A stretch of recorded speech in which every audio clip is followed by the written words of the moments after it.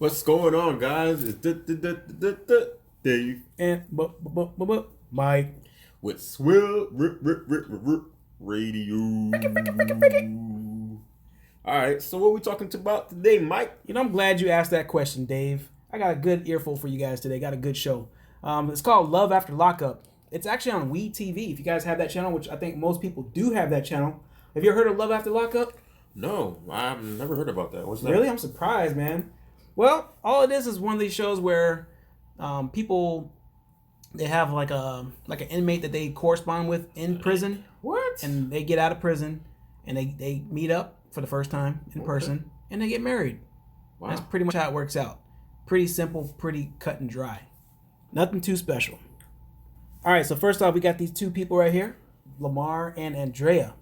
All right, so she boasts to be a Mormon female, and that's what she likes to do. He's an OG from California, and basically all they did was he tried to get her to move to California. She didn't want to do it. If you guys didn't watch the first season, I'm just giving you guys a quick overview on what's going down real quick. So eventually, she has two kids as well, and I guess they didn't really have a problem moving to California, but she had a problem because she didn't want to leave her job. She didn't want to leave, her friends and all that, and that's pretty much it. So eventually, they went ahead and did what they had to do. So shortly, a little while after that, he got locked back up again. And this last past episode, he got out of jail, and she kind of tried to play a joke on him a little bit.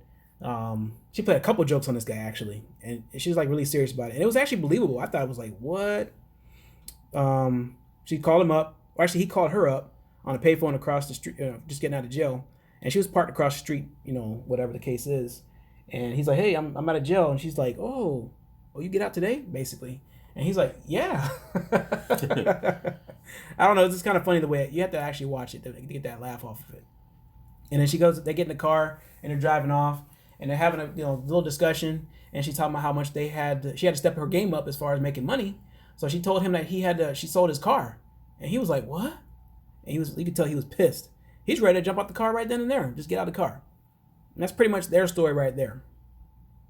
And also she said that he needs to earn the trust back on the kids. Then they got locked up, and they were looking up to him. They finally broke the ice and started, seeing him as a father figure.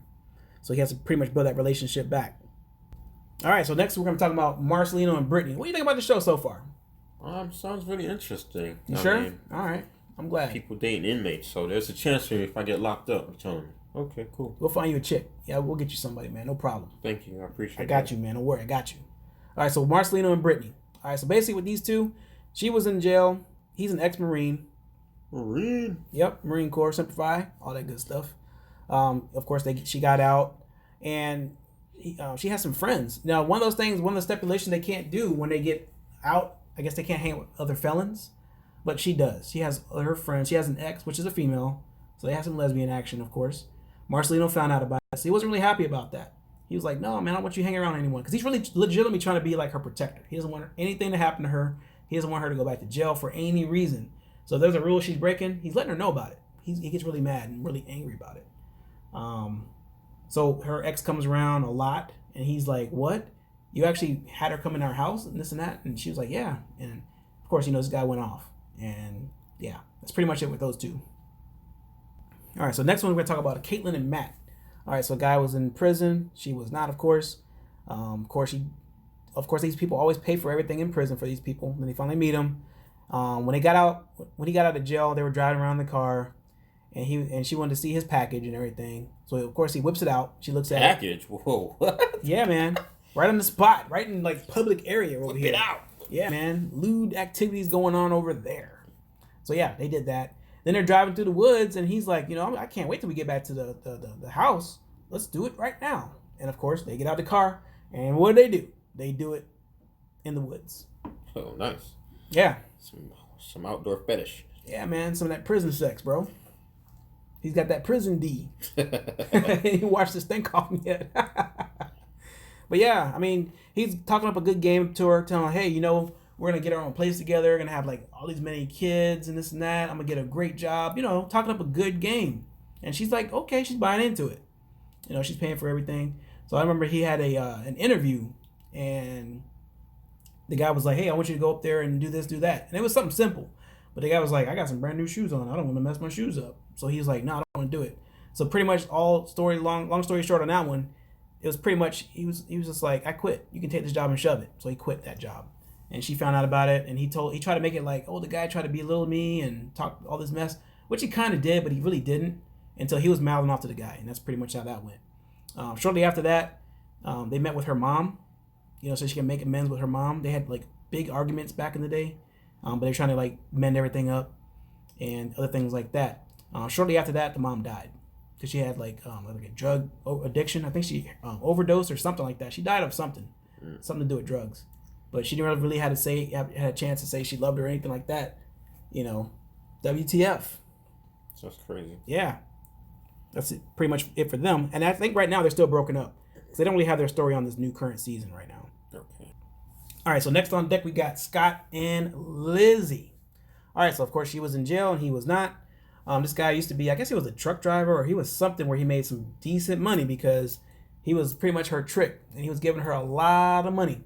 And he pretty much boasts that he spent about a little bit over $90,000. I think it was probably like 140-ish thousand, but he says 90,000 on the show.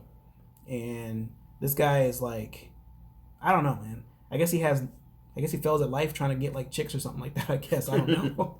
This is probably too much woman. He looks like a sad individual. Yeah, I mean the thing about it though, it's like you're out of your league, bro. Like she's a little bit too much chick for you. Please date me. Yeah, I'll give you some money. So he gave her all that money while she was in prison. Which this is the part I don't understand. When they were in jail, I didn't think you could actually spend actual physical money. I thought you had to get like cigarettes and stuff like that. Yeah. Sell the cartons like that. But he was giving away actual cash. What? Yeah. So I remember the first season she was getting out of jail. And then next she wasn't getting out of jail. He was waiting for her. And then all of a sudden they were like, yeah, she's not coming out. She actually messed up because she had, I think, like some other paraphernalia, like cell phones and some other stuff that she wasn't supposed to have. Mm-hmm. She got caught like twice. So they kept her in there a little bit longer. And then a little bit after that, they finally let her out. I don't know, like a couple weeks, months, or whatever go by. Yeah. They let her out after that. Okay. And then they finally meet up. She knocks his tooth out because he jumps on him. He tries to thug it out and catch her. But like I said, a little too much woman for him, man. This guy's pretty old. He's pretty much older and a little bit frail. He's like about 10 years older than her. Not, I'm not saying he's like an old geezer, but he looks like he's about 80 years old. But he's really like 51 or something like that. Unless he's really lying about his age. I don't know. I have no idea. So she brought her daughter. He brought his son. Or he brought both of them, whatever the case is. Daughter doesn't like him. The son's pretty much impartial. He doesn't really care. The son, they're both older. Her daughter's like 19. His son's like 19. The daughter was trying to spend time with her mostly because she's been locked up for like 10 years. So she missed like 10 years of her mom. So she, of course, I can understand that. She want to be with her mom and, catch up on some times. So this guy is pretty much like, you don't like me, you don't love me, you're not holding my hand, boo-hoo, boo-hoo. That's how he is the whole time, just crying about a bunch of nonsense stuff. You're not holding my hand, you don't love me, like that. He cries? Pretty much, yeah, he does. Yeah, he actually does cry. So they're in a hotel. He spent a lot more money, of course. He pays for everything. This guy's going into debt even more. Oh, wow. Like more. Trying to impress this chick. And he's over here talking about, when she finds out that I don't have any money, she's going to be pissed. Dude. you should be pissed at yourself. Oh my gosh. Because you're gonna spend all this money that you don't really have. Oh, and then another part, he lets her go shopping with his card to buy a wedding dress and a bunch of other raggedy little clothes. She spent over $2,000 on clothes alone. I don't understand that. What do you think? That's great. $2,000 on clothes. Yeah, man. Ouch. But yeah, they broke up, and he has his best friend. Trying to give him advice, tell him that, hey, you need to just like leave her and pretty much go with me, basically. And the friend's not too bad looking. I guess, they've been knowing each other for years. Mm-hmm. It's like, I guess that's the person you don't look at is your friend, I guess. I don't know. Yeah. But she's trying to get back with the guy, trying to, do this and that. She has a job and she's doing her thing, which is really good. But on the last episode, she's doing like, I guess like I'm not going to call it speed dating, but she's like dating some other people. Ooh. But she met this other younger guy. And she told him that he was in prison, or she was in prison, and he's like, And then at the end of that date, he was like, so are we gonna split this check? So he wanted to go Dutch, basically. So that's how that episode ended right there. That's good. All right, so last but not least, we got Mr. Michael, Megan, and Sarah. All right, so we have Megan, which is 28, Michael's 26, Sarah's 24. Wait, there's 3 of them. Yeah, there's 3. What's going on here? You don't understand what's going on with this? This guy's the Mac Daddy, man. What? He's the pimp daddy player. All right, so Michael is married to Sarah. Megan is his side chick. So, wow. Yeah, so while he was in prison, he's been corresponding with both of them. So while he was in prison, he actually married Sarah. They have a daughter together, and he was also talking to Megan, and he probably was talking to some other chicks too. Who knows? We'll never know that. I guess not anytime soon, unless they put it out in the show. But yeah, he came out of prison. He told Megan wanted to meet him at why he came out of prison, but he told her not to. He wants to, spend some time with his daughter, but he's really spending time with the wife. So at the same time, they're going back and forth, whatever the case is. And she's like, I'm getting ready to get on the plane right now. And he's like, no, don't go. Don't come or something like that. And so she doesn't go. So she's pretty hurt from that. So later on the show, they meet up. He finally gets away from Sarah. And they go to I think Niagara Falls or something like that. And of course, Megan's a virgin. So he kind of popped that cherry a little bit, beat those guts just a bit. Did a little bang bang action. And of course, she's going to be actually clingy for that, of course. Then all of a sudden, I think Sarah finds out from a friend that he was with Megan. Oh. So she's like, "What? Wait a minute!" She's not happy about that. Of course, who would be happy? Yeah. Then she find out later on that she's pregnant again for the second kid. What? And there's a bunch of different stuff going on. Like the Michael's mom knows what's going on. She met with Megan. She met Sarah, but she didn't tell Megan, "Hey, he's married." She just let it ride. She's like, "That's not my place to say anything."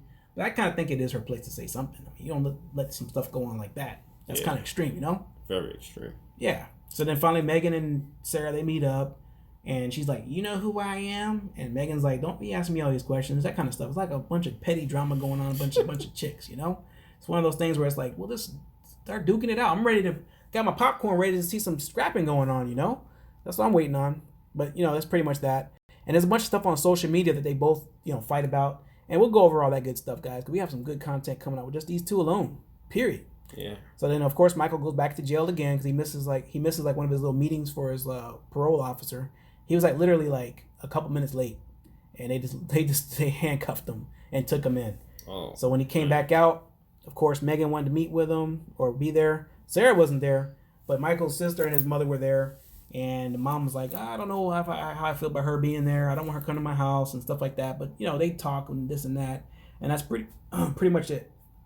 And Sarah actually finds out that Megan met with Michael when he came out of prison. So she's fussing. Yeah. She's like, "F this, F that, F everybody," and all this other stuff. She stomps out of the store, and that's pretty much how that goes. Wow.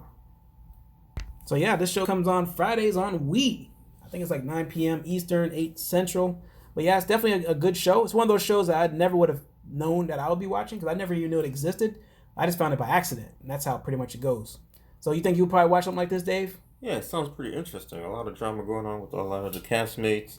A lot of different stuff going on. So it sounds interesting. Definitely we'll put this on the radar. Yep, definitely. All right, so thanks for listening and watching. Definitely going to have more of this type of content. Leave some comments down below. Which is your favorite couple? What do you like most about this? And if any other TV shows you think we should review. So if you like it or love it, let us know in the comments below. Like I said, check us out on our Facebook page. We're going to add that link. We're also, like I said, subscribe and like the video. We definitely need some feedback. Let us know how we're doing. All right, so this is SWILL Radio, Dave and Mike, and we out. Peace.